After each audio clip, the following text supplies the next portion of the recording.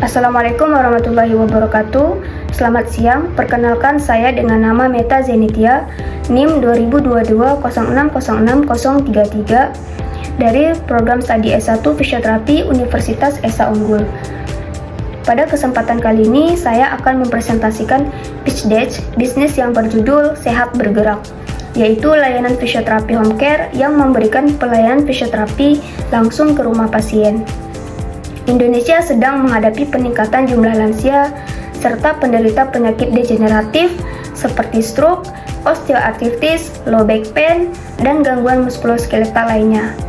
Banyak pasien yang sebenarnya membutuhkan fisioterapi secara rutin, tetapi mereka mengalami kendala untuk datang ke rumah sakit ataupun ke klinik karena mereka memiliki keterbatasan mobilitas, tidak memiliki kendaraan, ataupun mereka harus didampingi oleh anggota keluarga. Melihat kondisi tersebut, kami menghadirkan solusi berupa layanan fisioterapi yang dapat diakses langsung dari rumah pasien. Saya memilih model bisnis home care fisioterapi atau disebut Sehat Bergerak ini karena melihat adanya kebutuhan masyarakat yang terus meningkat terhadap layanan fisioterapi yang mudah diakses. Banyak pasien, terutama lansia, pasien pasca stroke, dan pasien dengan gangguan muskuloskeletal mengalami kesulitan untuk datang ke rumah sakit ataupun ke klinik karena keterbatasan mobilitas, jarak, maupun waktu. Melalui layanan home care ini, fisioterapis dapat memberikan pelayanan langsung dari rumah pasien sehingga pasien merasa lebih nyaman, aman, dan tidak perlu mengeluarkan tenaga maupun biaya transportasi yang besar. Selain itu, fisioterapis dapat menilai kondisi lingkungan rumah pasien serta memberikan program latihan yang lebih sesuai dengan aktivitas sehari-hari pasien. Dari sisi bisnis, model home care juga memiliki peluang yang baik karena tidak memerlukan biaya operasional sebesar membuka klinik fisik pada tahap awal. Model dapat difokuskan pada peralatan terapi yang portable, transportasi, serta promosi digital. Hal ini membuat bisnis lebih efisien dan mudah dikembangkan. Saya juga memilih bisnis ini karena sesuai dengan kompetensi saya sebagai mahasiswa fisioterapi. Dengan memanfaatkan ilmu yang saya pelajari, saya berharap dan dapat memberikan manfaat bagi masyarakat sekaligus membangun usaha yang berkelanjutan dan memiliki dampak positif terhadap kualitas hidup pasien. Slide yang kedua, kita masuk kepada latar belakang.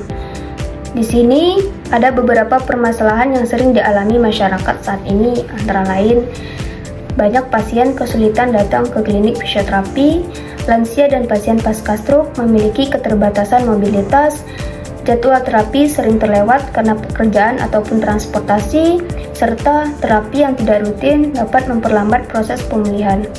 Adapun peluang yang bisa kami berikan seperti layanan fisioterapi yang datang langsung ke rumah akan menjadi solusi yang lebih praktis, nyaman, serta efektif. Slide yang ketiga, kita masuk kepada identifikasi masalah. Di sini ada beberapa permasalahan. Yang pertama, pasien.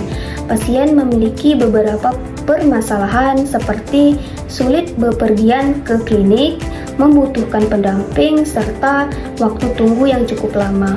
Kedua, keluarga. Keluarga juga memiliki permasalahan seperti kesulitan mengantar pasien, biaya transportasi tinggi, serta sulit menyesuaikan jadwal. Yang terakhir, yaitu dampak. Pada dampak ini terdiri dari beberapa seperti terapi tidak rutin, pemulihan lebih lambat, ataupun adanya resiko kecacatan meningkat. Slide yang keempat, masuk kepada solusi bisnis. Sehat Bergerak Home Care Fisioterapi, kami menyediakan layanan fisioterapi profesional, yaitu langsung datang ke rumah pasien. Di sini kami juga menyediakan beberapa jenis layanan, yaitu terdiri dari rehabilitasi stroke, nyeri leher, nyeri punggung, cedera olahraga, osteoartritis, pasca operasi, latihan keseimbangan lansia, serta program exercise di rumah.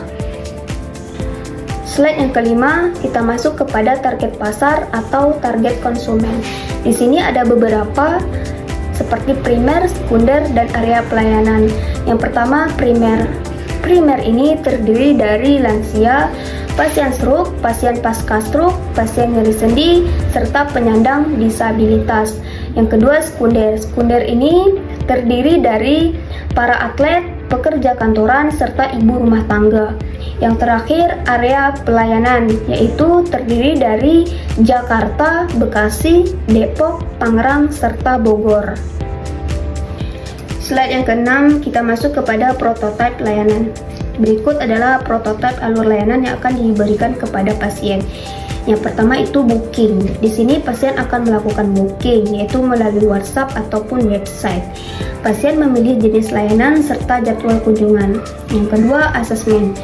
Di sini fisioterapis akan datang langsung ke rumah, kemudian melakukan anamnesis, pemeriksaan fisik, serta menentukan diagnosis fisioterapi. Yang ketiga, terapi. Di sini, seorang fisioterapis akan memberikan intervensi fisioterapi sesuai dengan kondisi pasien serta edukasi latihan mandiri kepada pasien dan keluarga. Yang keempat, yaitu monitoring. Di mana monitoring ini suatu evaluasi perkembangan pasien setiap sesi, penjadwalan terapi berikutnya, serta follow up melalui WhatsApp. Di sini ada juga prototipe tampilan, yaitu terdiri dari halaman utama, menu layanan, form booking, status booking, serta riwayat terapi. Adapun contoh beberapa kegiatan terapi seperti terapi nyeri punggung, latihan stroke, latihan keseimbangan lansia, serta edukasi keluarga. Di sini ada juga prototipe medical kit fisioterapi, di mana peralatan yang dibawa fisioterapi saat melakukan home visit, yaitu terdiri dari beberapa. Yang pertama, tas fisioterapi berlogo Sehat Bergerak. Yang kedua, TENS portable. Yang ketiga, resistance band. Yang keempat, exercise ball. Yang kelima, goniometer. Keenam, tensimeter digital. Yang ketujuh, pulse oximeter. Kedelapan, hand sanitizer. Yang kesembilan, form assessment pasien. Yang terakhir ataupun yang ke-10 itu ada handuk ataupun towel. Jadi, prototipe ini menggambarkan bagaimana layanan kami akan bekerja serta peralatan yang digunakan untuk memberikan terapi yang nyaman, aman, dan profesional di rumah pasien. Slide yang ketujuh, kita masuk kepada value proposition, yaitu keunggulan sehat bergerak. Di sini terdiri dari beberapa. Yang pertama, fisioterapis datang ke rumah. Kedua, pelayanan lebih nyaman. Ketiga, jadwal fleksibel. Keempat, program terapi sesuai dengan kondisi pasien. Kelima, monitoring perkembangan pasien. Keenam, edukasi keluarga. Dan yang ketujuh, dapat melakukan konsultasi melalui by WhatsApp. Slide ke-8, kita masuk kepada bisnis model kanvas. Yang pertama, key partners. Di sini terdiri dari dokter, rumah sakit, klinik, apotek, serta asuransi. Yang kedua, key activities. Terdiri dari home visit, assessment, terapi, edukasi, serta follow up. Yang ketiga, value proposition, yaitu pelayanan fisioterapi yang nyaman, aman, profesional, dan mudah diakses. Yang keempat, yaitu customer relationship, yaitu terdiri dari WhatsApp, telepon, serta membership. Yang kelima, channels. Channels ini terdiri dari Instagram, TikTok, Facebook, website, Google Business. Yang keenam, yaitu customer segments, terdiri dari lansia, stroke, pasca operasi, serta cedera olahraga. Yang ketujuh, ada revenue streams, yaitu terdiri dari biaya terapi, paket terapi, serta membership. Yang terakhir, yang kedelapan, yaitu cost structure, terdiri dari gaji fisioterapis, transportasi, peralatan terapi, serta promosi. Slide yang ke-10, kita masuk kepada analisis SWOT. Di sini ada beberapa. Yang pertama, strength, yaitu pelayanan langsung ke rumah, terapis profesional, serta pelayanan personal. Yang kedua, weakness, membutuhkan kendaraan operasional, jumlah fisioterapis terbatas. Yang ketiga, opportunity, di mana kesadaran masyarakat meningkat, jumlah lansia semakin banyak, kemudian permintaan home care meningkat. Yang keempat, threat, persaingan klinik, persaingan harga, serta kondisi lalu lintas. Slide yang ke-11, kita masuk kepada analisis kompetitor. Di sini berdasarkan aspek klinik biasa dan sehat bergerak. Yang pertama, home care. Menurut klinik biasa, itu tidak dibenarkan, dan menurut sehat bergerak, itu dibenarkan. Yang kedua, jadwal fleksibel. Menurut klinik biasa, tidak dibenarkan, sedangkan menurut sehat bergerak, itu dibenarkan. Yang ketiga, edukasi keluarga. Menurut klinik biasa itu terbatas, menurut sehat bergerak itu dibenarkan. Kemudian yang keempat, monitoring. Menurut klinik biasa itu terbatas, sedangkan menurut sehat bergerak itu dibenarkan. Yang kelima, itu konsultasi online. Menurut klinik biasa ada 30, sedangkan menurut sehat bergerak dibenarkan. Slide yang ke-12, kita masuk kepada strategi pemasaran. Di sini ada beberapa. Yang pertama, digital marketing, yaitu terdiri dari Instagram, TikTok, Facebook, WhatsApp Business, serta Google Business. Yang kedua, kerjasama. Kerjasama dilakukan di beberapa tempat seperti rumah sakit, klinik, dokter, serta komunitas lansia. Yang ketiga, yaitu melakukan promosi. Promosi dilakukan kepada pasien baru, paket terapi, kemudian member get member, serta voucher referral. Slide yang ke-13, kita masuk kepada proyeksi keuangan, yaitu terdiri dari asumsi, estimasi pengeluaran, dan estimasi laba bersih. Yang pertama kita bahas asumsi. Di sini asumsi terdiri dari tarif terapi, yaitu dengan harga 250 per kunjungan. Kedua, target pasien, yaitu 5 orang per hari. Kemudian yang ketiga, pendapatan per hari sekitar 1.250.000. Dan yang keempat, itu pendapatan per bulan sekitar 37.500.000. Yang kedua, estimasi pengeluaran terdiri dari transportasi, peralatan, operasional, serta promosi. Yang ketiga, estimasi laba bersih, yaitu lebih dari 30-40% dari pendapatan. Slide yang ke-14, kita masuk kepada roadmap bisnis. Di sini ada beberapa tahun, misalnya tahun pertama, tahun kedua, tahun ketiga, tahun keempat, dan tahun kelima. Yang pertama, kita lihat tahun pertama. Tahun pertama, di sini memulai layanan home care di Jabodetabek. Tahun kedua, yaitu menambah fisioterapis serta membeli alat terapi tambahan. Tahun ketiga, itu dapat mengembangkan aplikasi pemesanan online.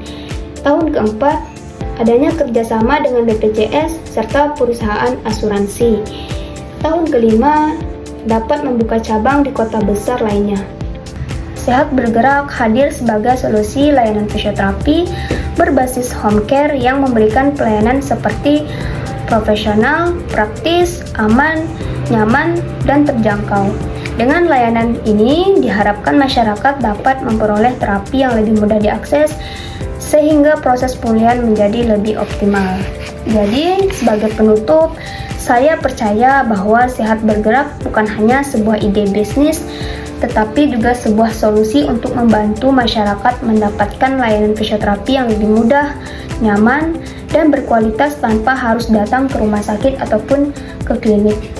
Harapan saya ke depannya, Sehat Bergerak dapat berkembang menjadi layanan home care fisioterapi yang dipercaya oleh masyarakat, mampu menjangkau lebih banyak pasien di berbagai daerah, serta memberikan pelayanan yang profesional dan berorientasi pada kebutuhan pasien.